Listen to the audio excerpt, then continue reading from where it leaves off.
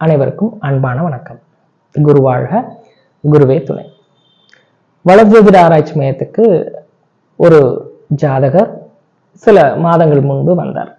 அவரோட ஜாதகத்தை பார்க்கும்போது சூரியன் அவருக்கு பார்த்தீங்கன்னா அவருடைய சூரிய பகவானுடைய ஆற்றல், அந்த கிரகத்தினுடைய ஆற்றல் அவருக்கு தேவையா இருந்தது. அது அசுபஸ்தானத்தின் ஆதிக்கமும் பெறல. அப்போ சூரியனுடைய ஆற்றல் பெறுவதற்காக ஒரு ஜோதிட ரீதியா சில தீர்வுகளை சொன்னோம். அது எப்படி சொன்னோம் அப்படின்னா, உணவு முறைகள்ல எப்படி அதை தீர்வா அமைக்கிறது அப்படிங்கிறத அவருக்கு வழிகாட்டணும்.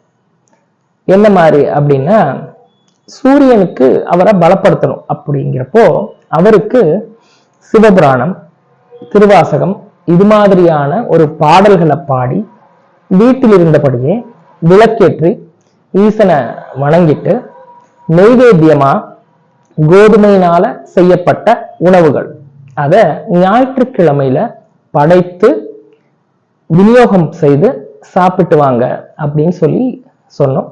அதுல ஒரு 3 வாரங்கள் அதை செய்யுங்கன்னு சொன்னோம். அப்போ அவர் நல்ல ஒரு மாற்றத்தை உணர்ந்தாரு.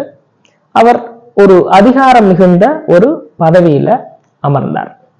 இப்போ நம்ம தென்னிந்தியாவில் என்ன மாதிரியான உணவு வகைகள் செய்யறோம் அப்படின்னு இருக்கு. வட இந்தியாவில் பார்த்தீங்கன்னா காசி விஸ்வநாதருக்கு கோதுமையினால செய்யப்பட்ட ஹல்வா அதை நெய்வேத்தியமா வைக்கிறாங்க.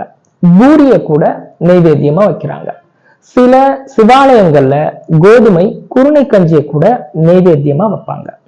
ஆதிக்க சக்தி நிரம்பிய அம்பிகைக்கு கூட கேரட்னால செய்யப்பட்ட ஹல்வாவை கூட நெய்வேத்தியமா வைப்பாங்க.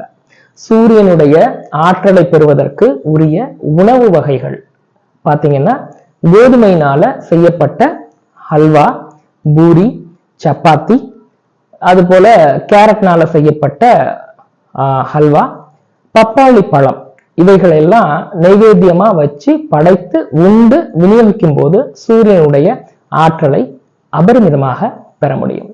நன்றி, வணக்கம்.